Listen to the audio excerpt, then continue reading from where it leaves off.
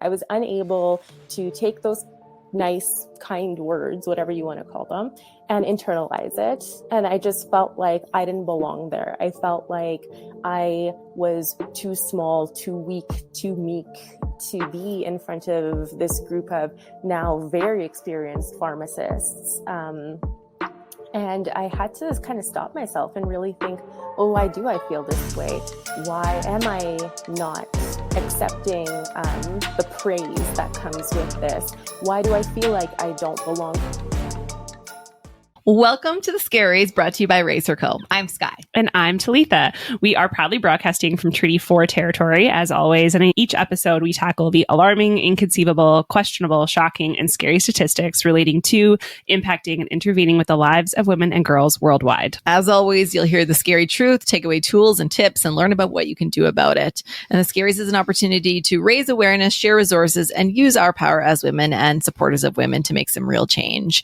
As always, like we always say, the views and opinions are solely our own and for entertainment purposes only. And we may be sharing some statistics and some facts that could be triggering. So listen with caution. As straight, cisgender, white, able-bodied settler women, we are very aware of our privilege, and we want to use this platform to spread awareness about the scary reality that women from around the world face in different life situations. Why? Because sometimes nothing is scarier than being a woman.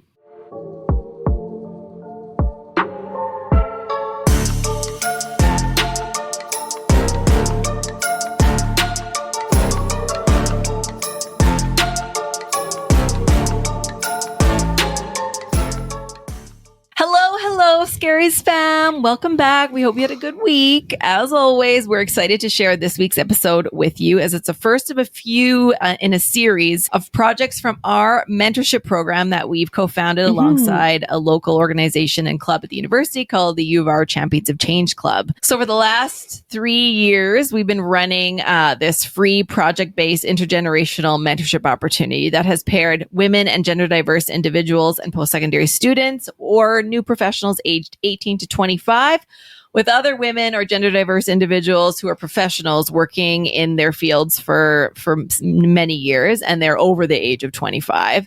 And the goal of that, pairing those two groups, is to really help foster leadership skills and enhance the ability for local organizations, of which the professionals come from, to better support, recruit, and adapt to the needs of the leaders of tomorrow. So essentially, they're working together as a team, using reciprocal mentorship, mentoring each other to solve a problem in our community.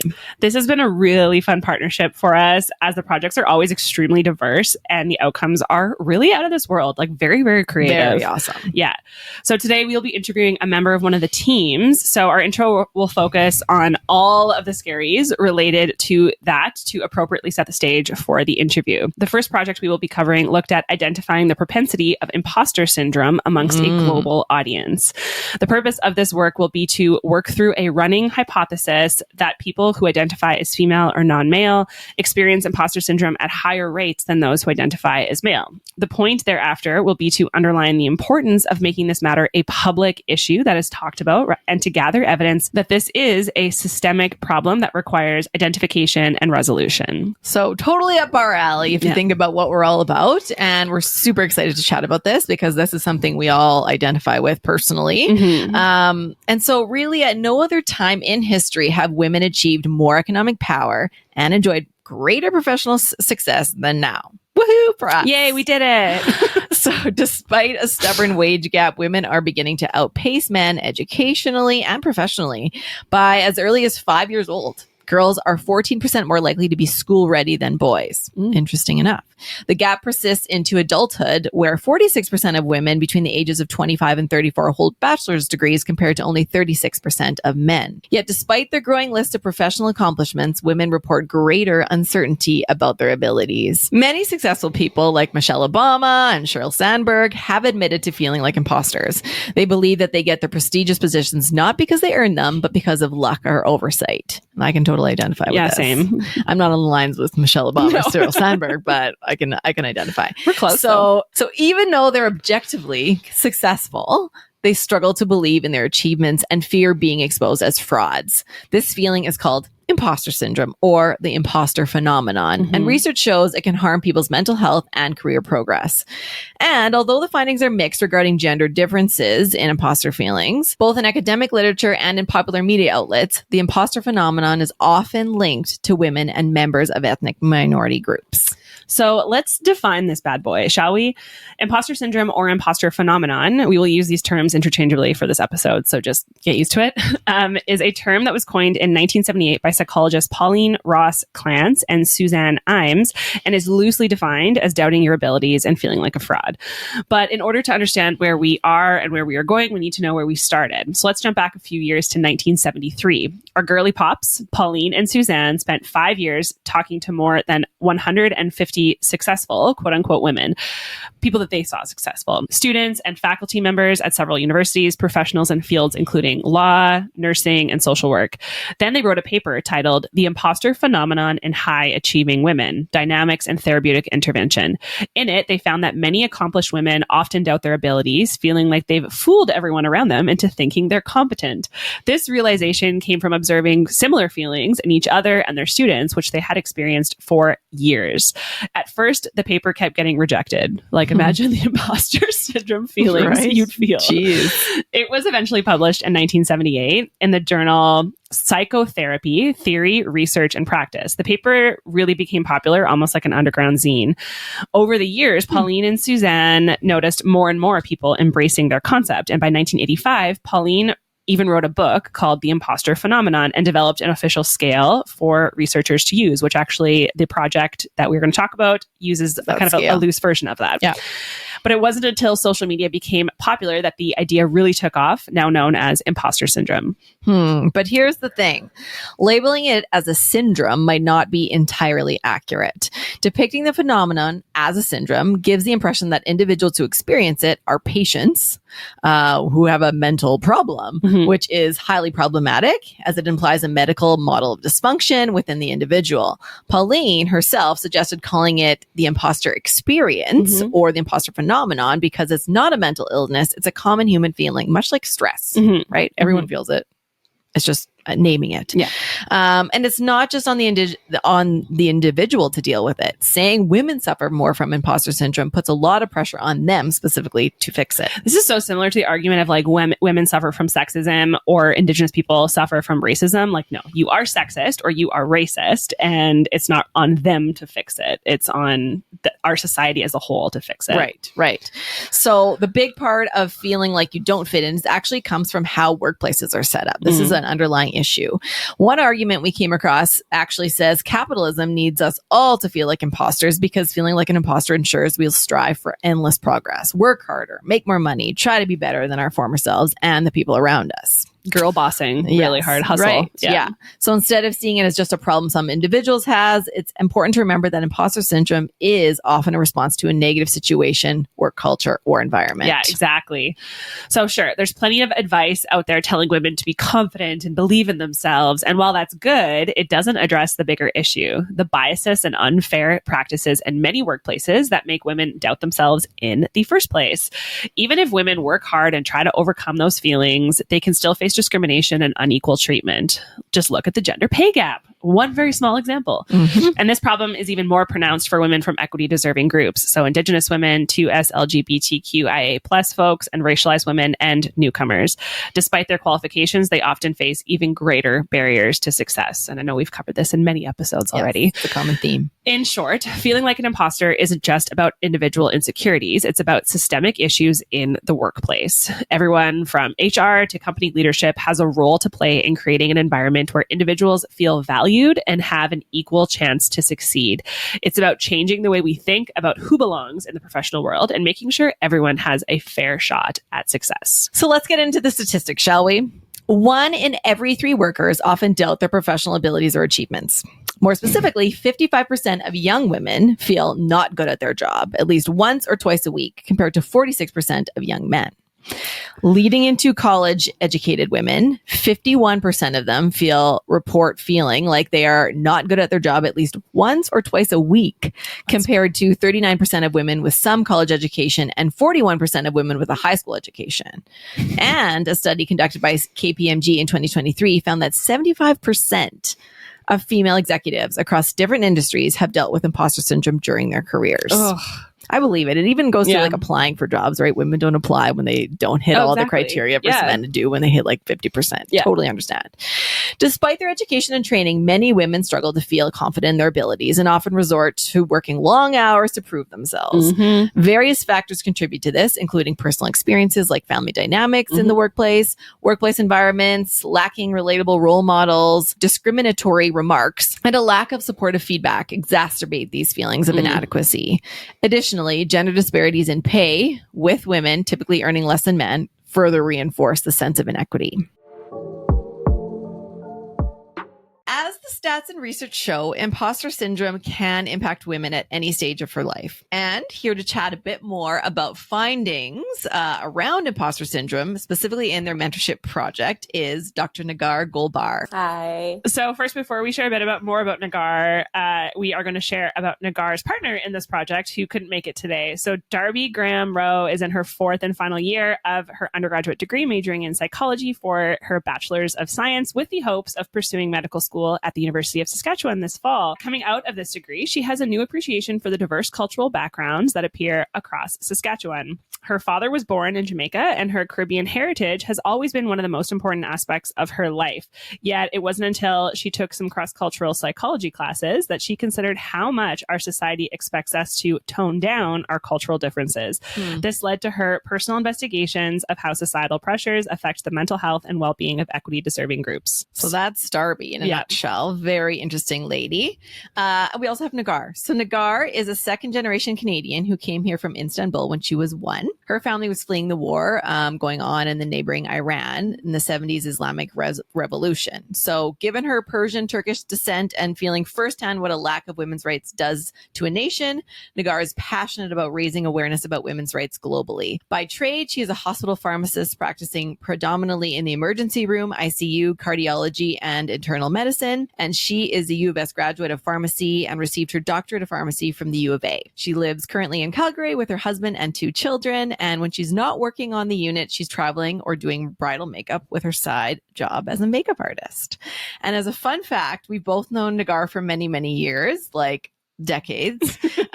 We grew up as young children together in Regina. So yes, we're very happy to have her, and it's super special for us to have her on the line with us today. Welcome again. Hello. So glad to be here. So first, what we always do with our guests is some rapid fire questions to like get the juices flowing. So to start, best piece of advice you've ever received? My best piece of advice has to be you don't need to necessarily compete with others to make your own work stand out. And that's what I gained from learning makeup artistry, because of course it's a business and there's one of you and you kind of need to make some sort of headway into the game. Like, it's not an easy game to get into, and you have to gain everybody's trust. It's an art, so it's a style. So people could not like your style, and that could hurt you very, very deeply because you're like, oh, this is my art. But at the end of the day, when it comes to getting clients, there's that whole like, do you backtalk other people to create more clout for yourself? And the answer is absolutely no. You don't have to develop any kind of competition with anybody else. Let your work speak for itself. Right. Yeah. Mm-hmm. If you do good, people come to you. Absolutely. Totally. Yeah, that makes perfect sense. There's room for everybody. Yeah. Totally.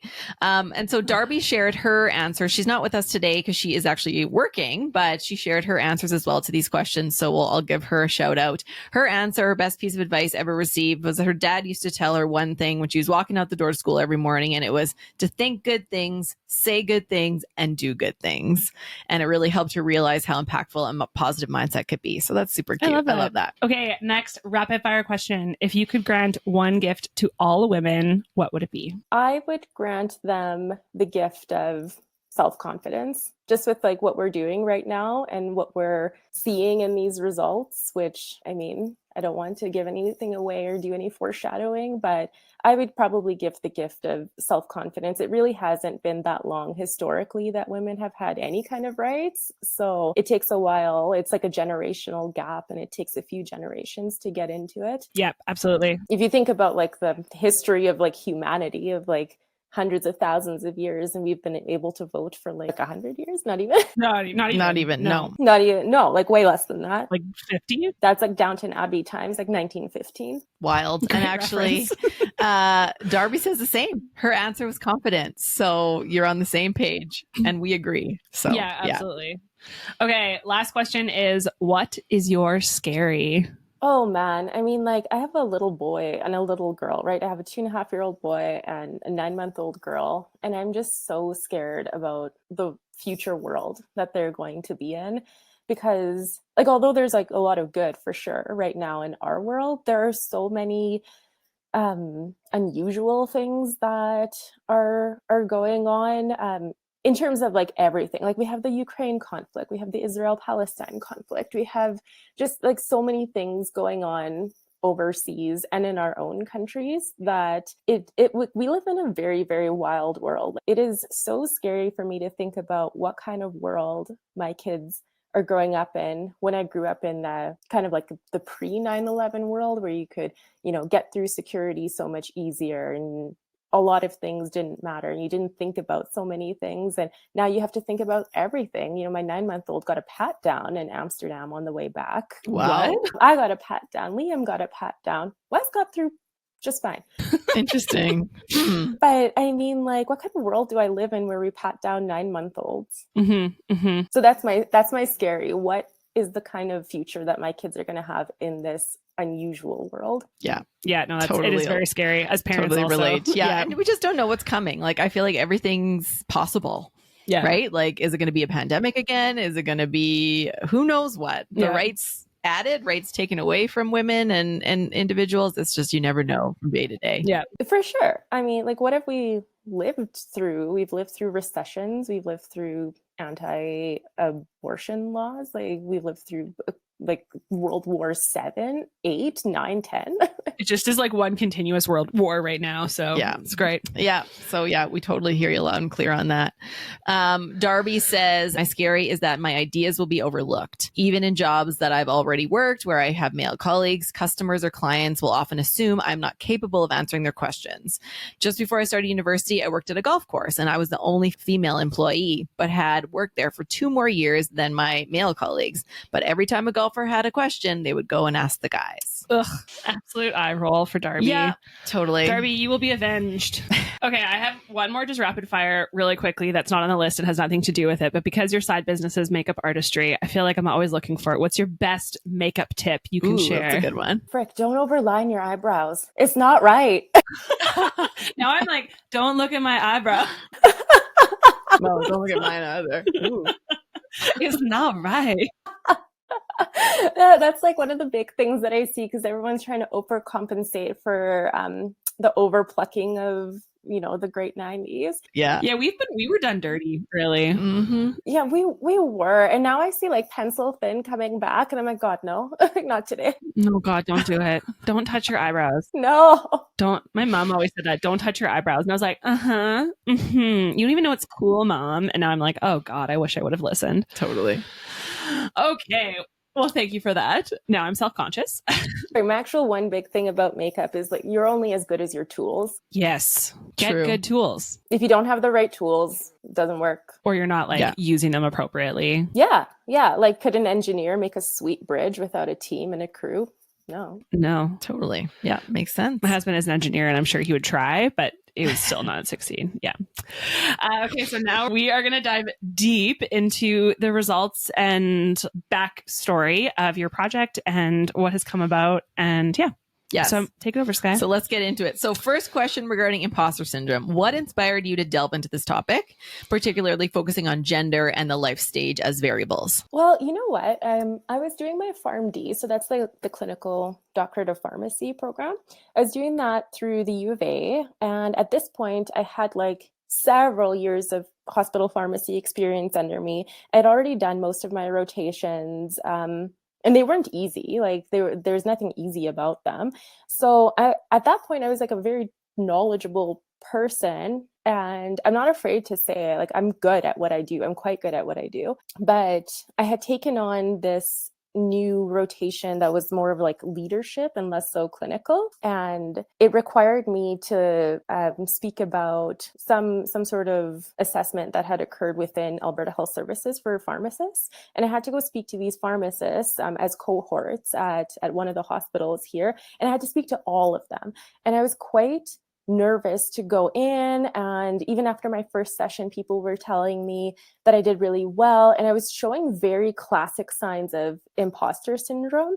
And I think like one of the big questions is like, well, what is imposter syndrome? And one of the cardinal signs of it is like perfectionism and paralysis, and kind of not accepting any sort of deserving statements about yourself and your performance, even though like it's true. Those statements are true. You did do well. You do deserve that statement. You do deserve to be told that you did a great job and you need to continue on that trajectory. Not everything needs constructive criticism, you know? And so I was unable to take that in. I was unable to take those nice, kind words, whatever you want to call them, and internalize it. And I just felt like I didn't belong there. I felt like I was too small, too weak, too meek to be in front of this group of now very experienced pharmacists. And I had to kind of stop myself and really think, well, why do I feel this way?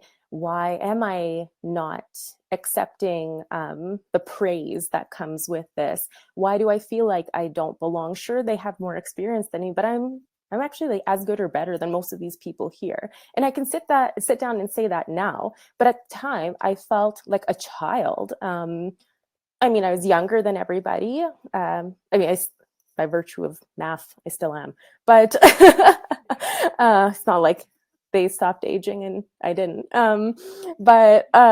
Yeah, my tenses are not really working out. But, they're older than me. That to me meant they're wiser than me, they're smarter than me, and definitely like there were a lot of like pit bull personalities in there as well.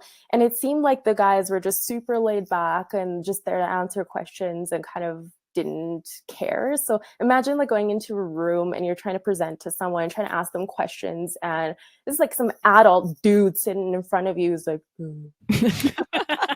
that feedback of like when you're putting your all in and you know that you're qualified and you know that you deserve to be there and everything, and then you go into a room and someone's like eye rolling, like that immediately comes back to you're like, oh, maybe I'm not good enough. Like that that's not fair and we shouldn't do that. But I think that often very much so comes back and reflects on us especially as women, where we're like, oh no, we don't actually belong here. This man doesn't think I belong here. So yeah. And the power of body language. Absolutely. They're like slunched back in the seat. I'm like, sit your ass up. One of the turning points for me really was like, I actually did tell one guy to sit up, and I was like, why am I afraid of you? You were my student. Get up. Good for you. I mean, I feel like it just like you need to show some respect. I don't care if you want to be there or not. You're getting paid. You're getting paid to do nothings. So sit there and answer my question. Yeah, Right. Exactly. Pretend like you're interested at least. Like if it's not me, it's going to be somebody else. So just answer the damn question. Let's keep going. So going specifically into your project and what you and Darby were looking at, how do you intend to analyze the data based on the gender and life stage, like that professional versus student aspect? Right. So, I mean, this isn't a large scale trial, and by any like scientific terms, like someone would take this trial and toss it out. But I mean, we're working on limited time with limited supplies. So please understand there are a lot of like trial limitations, and we don't have statistical analysis to power our study. And by no means is this a New England Journal of Medicine content. But it should be. That's the thing. It should be. We can get into the literature later, and how things are. But it's very hard to scientifically, in the scientific community, break in with subjective variables like this. So that's like one of the key problems, is that this is a very subjective issue, and it's not even defined in the DSM criteria. So in that book of mental health issues where physicians use to diagnose people with this illness or that illness. This doesn't even come into play. We don't have DSM criteria about this. So we can't go ahead and properly diagnose somebody with this. And not that I want to diagnose people with imposter syndrome. It's not a game of labeling someone with a certain problem. That's not it. However, we do need to delve into why people feel these sorts of things and create systemic change if we want to see these feelings go away. And so to answer your question about how are we going to use this information, how are we going to analyze it, we're going to stratify the information into professionals and students. So this is mostly Darby's student group. So we're looking at fourth year psychology students, which by now you've been in school for like a minimum of 4 years. You're kind of completing one degree. You should be somewhat top of your game. Like you've made it out of the initial psychology rounds. So you should be top of your game, and you should know that, and you should feel that. So if you feel any differently, I want to know why. And then professionals also shared very similar feelings, and then there's a question there of like, why? Is there a hierarchy I need to be aware of? So we'll delve into that later as well. So we have our professionals and we have our students, and then we didn't stratify by age, so we just have that place in life of whether you're a professional or student, and then we broke it down into male versus female. So we'll look at like a composite endpoint of all females versus all males. So we'll look at that, and then we'll break it down into, well, what did the professional male and female say, and what did the student male and female say, and then we'll look at a composite of those endpoints, see if there are any significant differences between the two. Very cool. Can you tell she's a doctor? Oh, Just by hearing your study, your lingo is very spot on. Yeah. So we want to know, did you encounter any challenges as you went through the study and your data collection or your analysis, and how did you address those challenges? I think it's always really hard to do a subjective analysis like this when you don't have rock solid numbers. So what we did is we used the only semi-validated tool to even look for imposter syndrome. And like I said, there isn't a ton of evidence surrounding this. There's a growing body of research for sure, but not a ton of it. And everything is very feeling based. Fair. Just is like not taken super well in, like, I'll just say it, like, it's not taken well in the scientific community. We want numbers, we want answers, we want causality, we want to show cause and effect. You know what I mean? We want surrogate endpoints. We want that blood pressure to go down. Whatever it is, we still want it to go down until we reach a hypotensive crisis and we're like, shit. But that's beyond the point. So like, it's really hard to navigate this sort of literature because A, there's really not a ton to fall back on, and B, there isn't a good way of mathematically quantifying a qualitative analysis. You're putting numbers to feelings. That's really hard. And that's why there isn't a ton of research behind it. How do you numerically define feelings and then come up with some sort of strategy to make them palatable to the average person?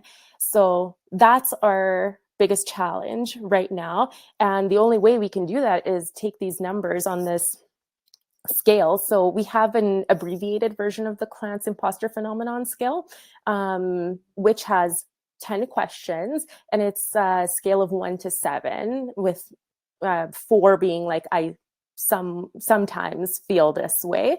And, you know, the questions are like, I am able to take positive feedback, you know, that kind of thing. I am able to internalize positive feedback. And that was like one of the questions that had the most diverse answers between men and males and females. Just to give you a little bit of insight, that was one of our questions that had like the greatest difference between scoring systems. And then at the end, we did ask one question that was, well, we'd ask them if they were a student or a professional, so we can stratify them. And then we also asked, do you feel like your gender played a role in how you feel? I'm not going to reveal those answers yet. Ooh. You're like leaving us keeping hanging. us on the edge. I think that even like all of the different aspects that you said that obviously qualify someone's experience, there's even like your cultural upbringing and how like men and women are viewed, and even just like your own personality and like if you're extroverted or introverted. And I know that like just reading on this research, there's so many different aspects too. So it must have been so incredibly hard to put people in a place and look at it. But also these, like, I know they call this like soft science, like the soft, like psychology is like a soft science and all that kind of stuff. But so important to understand what motivates people and how they move forward and how they move through the world and how they impact other people and then how that impact relates into other people's lives. Totally.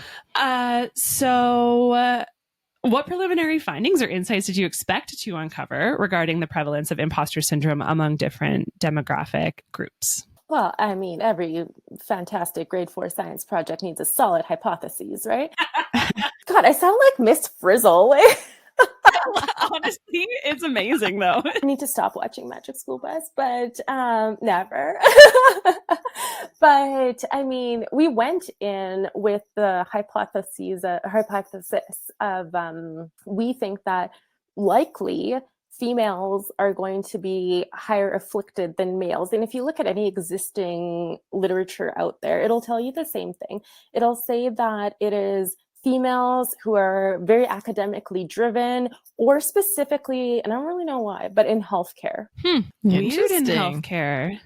Do you think because the stakes are so high in healthcare, like it's literally life and death? Like I always joke in my life, like in my job, that I'm like, nothing is life or death. Right. Like nobody is dying. But like in your case, it actually is true that people, I mean, I say your case because you're a pharmacist, but like in healthcare in general. Yeah. So I do think that plays a role in it for sure. However, I'll tell you what, the statistics are changing around that. So if we were to do a statistical analysis right now on how many chairs in med school are dominated by females, it's approximately over half. And so there are like a lot of reasons why women choose to enter or not enter the medical field in terms of being a physician. Most people historically have gone into nursing, right? So we see, you know, when I say nurse, you're going to think of a female, a woman. Yeah. Oh yeah. You know, unless you've been in the hospital and you've seen what's out there, you're going to think female. When I say nurses and doctors, you think female, male, right? Calling everybody out on their gender biases right here. Yeah. But when I say that, like if I go to someone and I say I'm Dr. Golbar and they don't see my face or hear my voice, they will automatically assume that I am male. And with like an androgynous name like Negar, when they don't, I mean, Negar in Farsi, like that is a solid giveaway, but Negar here, when you've never heard of it before, and just presume that it's a racial slur, it's not. No. It's a very beautiful name. Oh, thank you. But if I say, hi, I'm Dr. Golbar, just on paper, Dr. Negar Golbar, you think I'm a dude. And then I come in with my flowing hair and prove you otherwise. Historically, you know, medicine has been a male-dominated field. There are still fields in medicine that are very much so male-dominated, and that's orthopedic surgery, or general surgery. Cardiology is really shifted towards females, I'm happy to say. And internal medicine is like largely female based. I think I have more friends and more colleagues that are females in internal medicine than males right now. Yeah, so it is like hugely shifting, but because it's been so male dominated, that I think female colleagues feel like they still need to prove themselves. And like hilariously, we still have a hospital, I believe it's in either Calgary, Red Deer, or Edmonton, like one of our cities here in Alberta, where the signs for the toilets are not male and female, it's doctor and nurse. Oh, what? That's so weird. Yeah, like there is one hospital. I think that's still in standing. I think this hospital is still standing, or rather, this was a thing. If it's not a thing right now, it was a thing where the toilet water closet logos were physician, nurse. That's so weird. Yeah. So when you come from a background like that, it's like, So it wasn't just like only doctors can use this. yeah. Like it was so male dominated that it was like, okay, well, doctors on this side, nurses on this side. What kind of segregation is that? Exactly. Right? Honestly. Man, oh man. So, okay, next question. Can you share any research or literature that supports the hypothesis that people who identify as female and non-male may experience imposter syndrome at a higher rate? I mean, you kind of shared a little bit about kind of why you thought, but is there any other literature data? So I went on like a witch hunt for this. And of course, like I was looking for my standard, like randomized controlled trial with a double blind or double dummy test, whatever. And I was looking for these like high end, like on the evidence-based medicine pyramid. I was looking for these high end trials, and I'm like, what am I doing here? Wrong place, wrong time. Yeah. And so like what I was finding is very subjective information.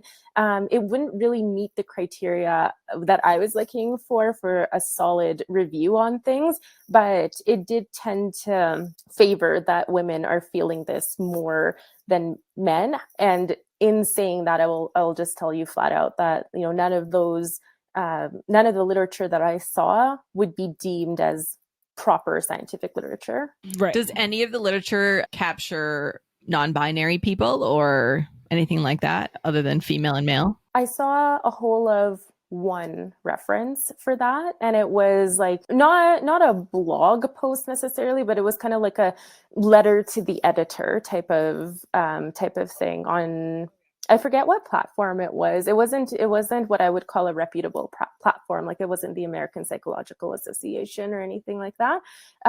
It was kind of like just like a letter to the editor for whatever platform that it was. And it didn't really gain my attention. I'm looking for proper studies. I'm looking for something that I can actually present to a panel of people that they'll take seriously. And I'm like, I need numbers. I need better structure than you have here. So that didn't really work out for me. Like, what are your resources? What are your references? What are you basing this off of? Yeah. No, that makes sense. I know that you're still kind of like going through your research phase and gathering information and all that sort of thing, but in what ways do you envision the results of your study contributing to the broader conversation surrounding imposter syndrome and gender disparities in various fields? Well, I think item number one is to actually identify the issue at hand. And I think it speaks volumes that even someone like me going through the process and like being in that phase, I didn't even know what imposter syndrome was or what it meant the first time someone told me this. And that wasn't that long ago. It was, I remember I got my PharmD the day that Liam was born. Wow. Yeah. So I got the email, like you passed and whatever, here's your, you have your doctorate now. And I just emailed them back. I'm like, thanks, I had a baby. My news trumps yours. And they're like, well, our news is about you. I'm like, okay. Yeah. Point taken. And so anyway, like I'd finished my rotations maybe like 3 or 4 months prior. So this is 2021 we're talking about. So about 3 years ago. That's not a long time. That's not a long time ago that I discovered what imposter syndrome was. And I'm like, why didn't I know this? So it's that bringing awareness. Like if I don't know it, I'm pretty sure a lot of people don't know it. Yeah. In our research, and we had mentioned this earlier, that obviously like Pauline Clance and everything that happened in the late 70s, and imposter syndrome didn't really even come like back into the discussion and into the rhetoric until social media. And then there was lots of conversation about it and that sort of thing.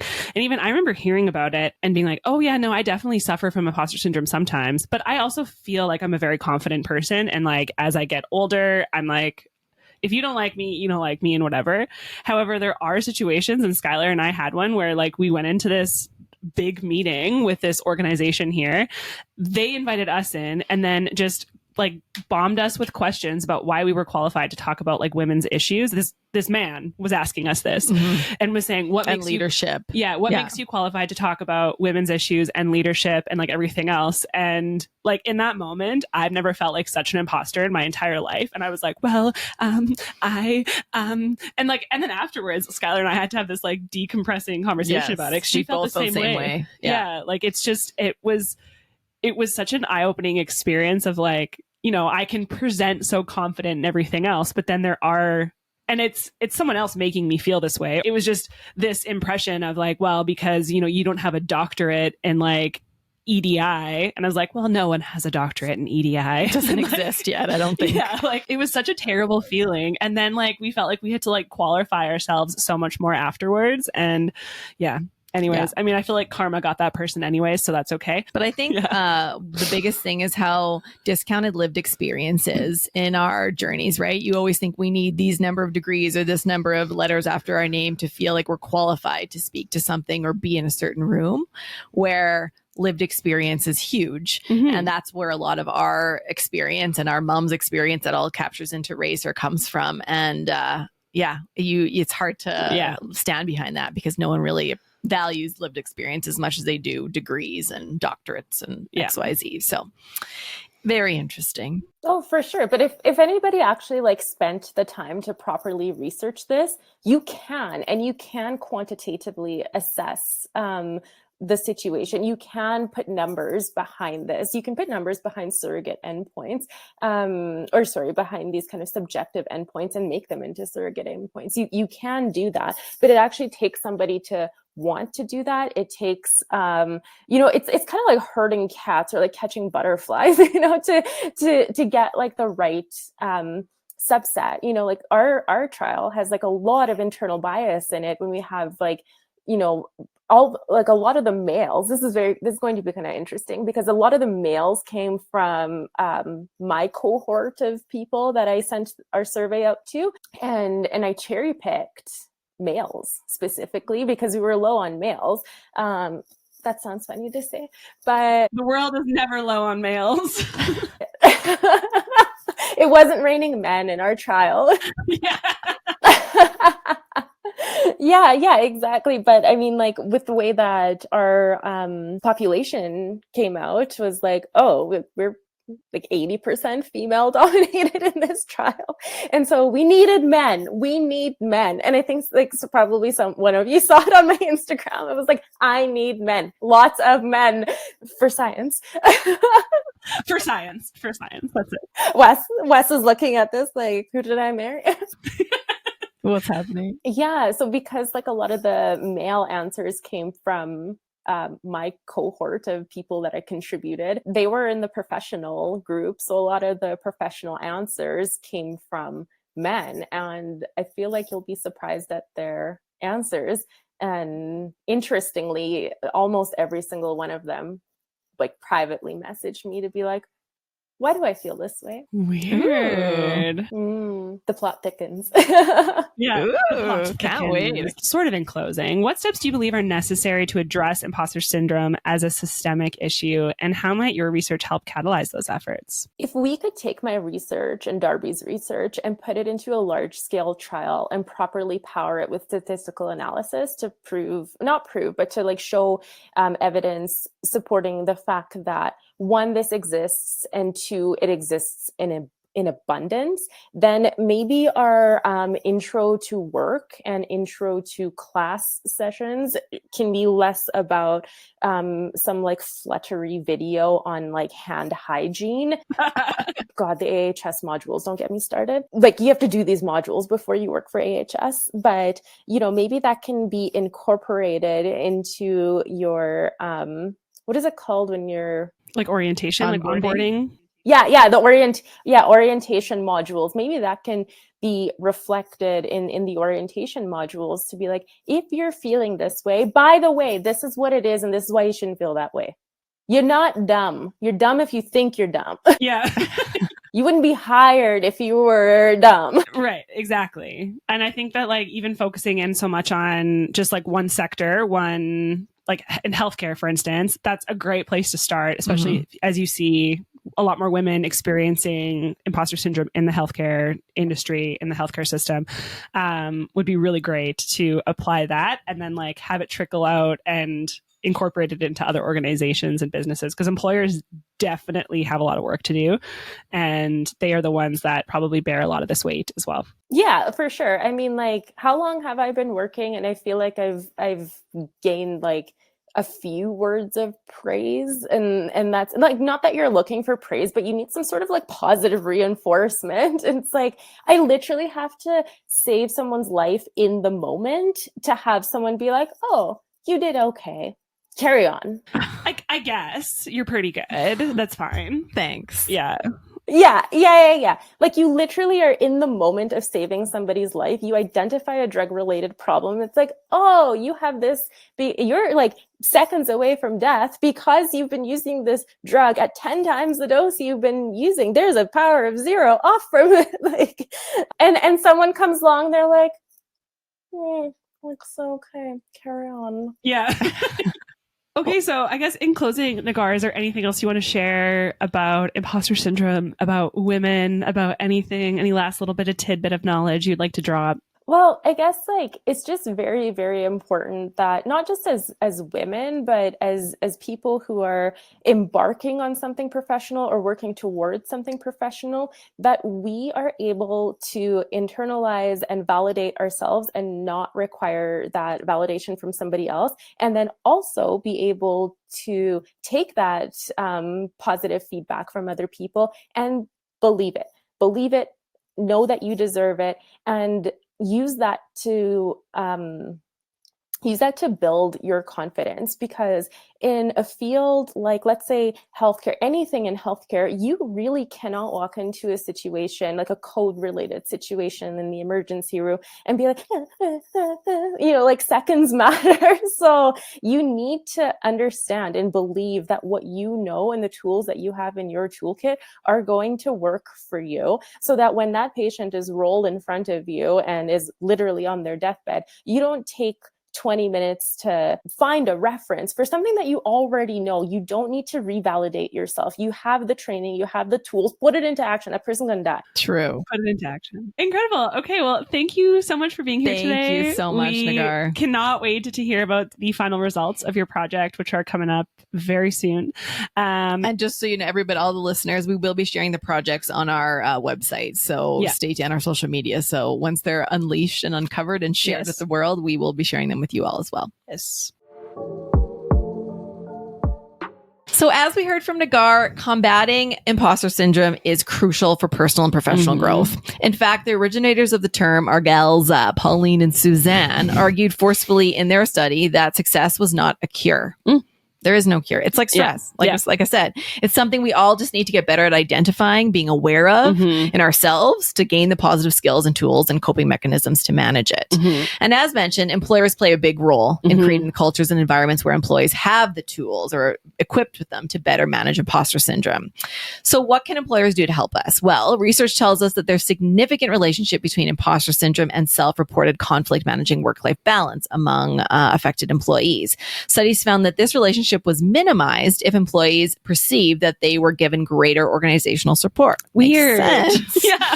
So as a result of the pandemic, we're actually seeing more employees who are working from home more often, and as a result may feel less supported by their supervisors and managers because they don't have that day-to-day interaction. Yeah, that makes sense. The situation gets worse and more complicated when we see these women who are also working from home, also caring for their kids and having to deal with homeschooling and all the other things. So causes a little bit more work-life balance challenges. I see that all the time, like when my son is sick and he stays home and then like I feel like I have to work, but then I'm like terrible at my job and I'm terrible at being a mom and can't do it all at the same time. No, it's just impossible. It's true. Yeah. Employers and managers may need education also in the recognition of imposter syndrome. I don't know. It's a pretty new thing as we've kind of chatted about. So I don't know how many employers have had that in their HR schooling. No. And as we heard from Negar, like they need to bring it into like orientation and onboarding and in recognition to get this training. They need both structured training of it in trainings and orientation and the setup for success for employees, but also unstructured learning and career development activities like the mentoring and the coaching and the self-directed learning to help employees. Yeah. Offering resources such as access to resilience training that focus on imposter syndrome could help identify and reduce the symptoms of imposter syndrome. In addition, employers can mitigate the effects of imposter syndrome by creating healthier expectations in cultures where mistakes are not interpreted as failures and publicly acknowledging and celebrating employee accomplishments. As individuals, we play the largest role, really, though, in managing ourselves and supporting others around us who feel this way. So what can we do as individuals? Here are some strategies that we can use to overcome this and to support others. The first is acknowledge and normalize feelings, kind of like we talked about. Just understand this is a common experience, much like stress, and it's not a reflection of your mental health or your actual capabilities or a clinical diagnosis.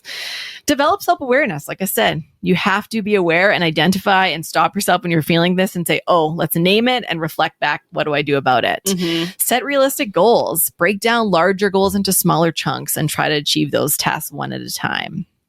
The next would be to create a supportive network. So surround yourself with individuals who uplift and encourage you, whether it be a mentor, a confidant, whatever. Our research shows that actually having a friend in the workplace is associated with lower feelings of imposter syndrome, especially among women. Less than half, at 43% of women who have a friend or a close friend at their workplace say that they have doubted their professional ability at least once in the past week. For women without any friends in the office, nearly 6 in 10 reported feeling this way. So those work wives and besties, work buddies, are definitely worthwhile.